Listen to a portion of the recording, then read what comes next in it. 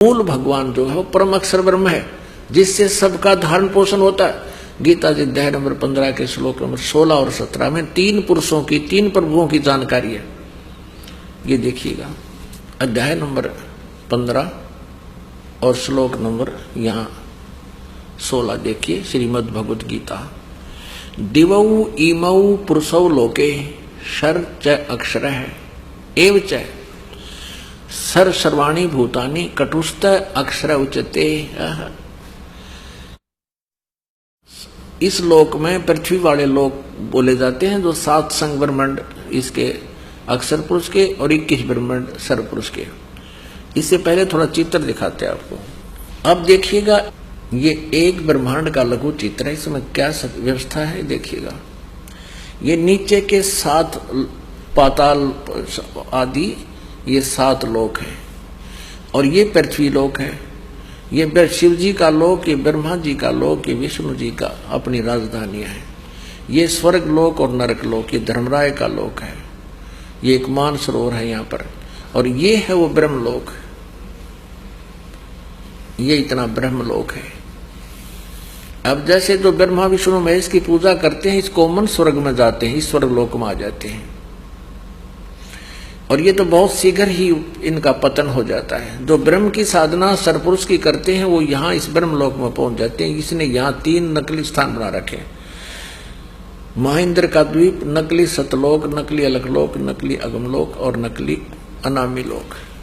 ये सारा ब्रह्म लोक कहलाता है इतना, ये देखिएगा। और ये स्वयं इसने 3 गुप्त स्थान बना रखे हैं।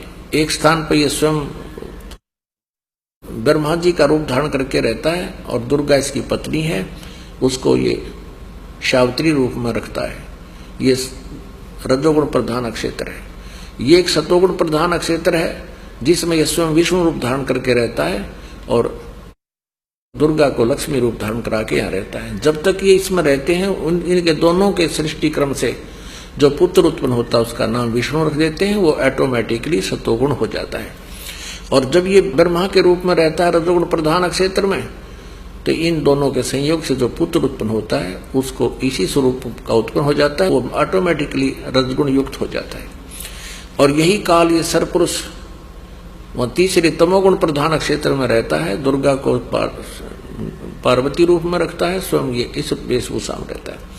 इन दोनों के संयोग से जो पुत्र उत्पन्न होता है वो ऑटोमेटिकली स्वाभाविक तमोगुण हो जाता है, और उसका नाम ये शिव रख देते हैं। सतोगुण से उत्पन्न पुत्र को विष्णु नाम रख देते हैं, और इस एक क्षेत्र में जो उत्पन्न होता है उसको ब्रह्मा नाम रख देते हैं, वो रजोगुण युक्त हो जाए।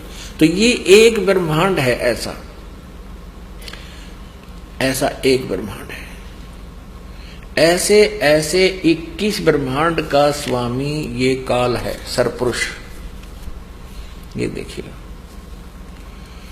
ये काल के 21 ब्रह्मांड, ये सरपुरुष भी कहते हैं इसको। अब जो आपने एक ब्रह्मांड ये देखा था पूरा, ये समझो अब ये एक गेंद सी होगी, गेंद। तो इसने 5 ब्रह्मांडों का एक ग्रुप बना रखे हैं। ऐसे ऐसे 4 महाब्रह्मांड बना रखे हैं। इसमें 20 ब्रह्मांडों को रोका हुआ है, और ये 21वां इसने अलग से अपनी एक राजधानी बना रखी है। इस प्रकार ये 21 ब्रह्मांड का स्वामी है। और ब्रह्मा विष्णु महेश जी तो केवल इन 3 लोकों में, इस पाताल लोक पर, इस पृथ्वी लोक पर और इस स्वर्ग लोक पर एक एक विभाग के स्वामी हैं। रजगुण विभाग के ब्रह्मा जी, सतगुण विभाग के विष्णु जी, और तमगुण विभाग के शिव जी। ये केवल एक ब्रह्मांड में इन 3 लोकों पर एक एक विभाग के अधिपति हैं बस। और ऐसे ऐसे 21 ब्रह्मांड हैं इस काल के। अब ब्रह्मा विष्णु महेश की सतिथि से आप परिचित हो जाओगे। ये पूरी सतिथि आप इससे समझेंगे तीनों भगवानों की। ये देखिएगा, सरपुरुष, अक्षर पुरुष और परम अक्षर पुरुष। ये 21 ब्रह्मांड हैं जो अभी आपने देखे थे।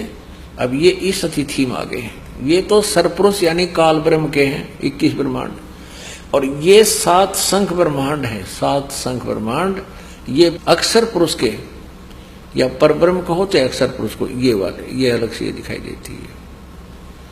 और ये पूरे असंख्य ब्रह्मांड का कुल मालिक, इन पे भी उन सब पे जो मालिक है वो परम अक्षर ब्रह्म कबीर देव है। ये परम अक्षर ब्रह्म है, ये सब का स्वामी, ये परम अक्षर ब्रह्म है। ये पूरा पूरा देखें। अब ये तीन भगवान समझ पाओगे, सरपुरुष, अक्षर पुरुष, ये इतनी सीमा अक्षर पुरुष की, ये सरपुरुष की, और ये परम अक्षर पुरुष की, यानी पूर्ण परमात्मा। अपने आत्माओं, ये है ये अध्यात्म ज्ञान, और ये है गीता जी का ज्ञान। अभी तक ये दंत कथा सुना रहे हैं हमारे को, इनको कह का नहीं पता गीता जी के ज्ञान का। अब इसमें स्पष्ट किया है कि 15वें अध्याय के 16 और 17 में तीन प्रभु स्पष्ट लिखे। एक सरपुरुष, ये 21 ब्रह्मांड का स्वामी है, ये काल है जो गीता बोल रहा है श्री कृष्ण में प्रवेश करके। और अक्षर पुरुष ये परब्रह्म है जो 7 संग ब्रह्मांड का स्वामी है।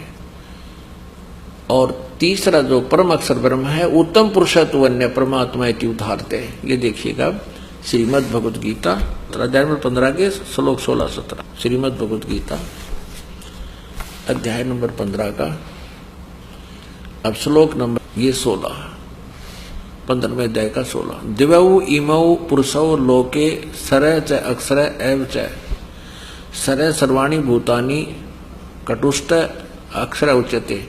यानी इस पृथ्वी वाले लोक में 2 परमात्मा सुप्रसिद्ध हैं, एक सरपुरुष और एक अक्षर पुरुष। अक्षर पुरुष तो तना है, सरपुरुष ये संसार रूपी वृक्ष की एक मोटी डार है। दिवौ इमौ पुरुषो लोके सरह अक्षर, इन दोनों सर और अक्षर पुरुष के जो लोक हैं, ये 2 भगवान हैं इस लोक में। और इनके जितने इनके अंतर्गत प्राणी हैं, उनके स्थूल शरीर तो नाशवान है, सब प्राणी नाशवान है। जीवात्मा आत्मा सबकी अमर है। यहाँ देखिएगा। अब देखिएगा अध्याय नंबर 15 का हम 16वां श्लोक इन्हीं के अनुवाद सुनाते हैं। इस संसार में नाशवान और अविनाशी भी ये 2 प्रकार के पुरुष हैं, प्रभु हैं, 2 प्रकार स्वामी हैं। संपूर्ण प्राणियों के शरीर तो नाशवान है और जीवात्मा अविनाशी कहा जाता है। अभी 17वें में कहा है उत्तम पुरुषत्व अन्य, उत्तम पुरुषत्व अन्य परमात्मा इति उदाहरते। ये लोक तरम आविश्य विभर्ति अवैश्वर है। उत्तम पुरुष यानी श्रेष्ठ परमात्मा, सही वास्तविक भगवान तो इन दोनों से, इस सरपुरुष और अक्षर पुरुष से भी कोई अन्य है और है। 15वें का 17वां स्पष्ट कर रहा है। और उसको भगवान कहते हैं, वो परमात्मा कहलाता है। ये लोग तरह वृत्ति, जो तीनों लोग को प्रवेश करके सबका धारण पोषण करता है, वो अव्यय ईश्वर है, वो अविनाशी परमात्मा है। अब पुण्यात्माओं, ये स्पष्ट हो गया कि गीता ज्ञान दाता से अन्य और सुप्रीम पावर है। वो परम अक्षर ब्रह्म जो है, वो तीनों लोकों में प्रवेश करके सबका धारण पोषण करता है। वो मूल यानी जड़, उल्टा लटके हुए संसार रूपी वृक्ष के जो ऊपर जड़ है, वो जड़ मूल रूपी परमात्मा है। और वही पूजा के योग्य है, उसी की पूजा करनी चाहिए।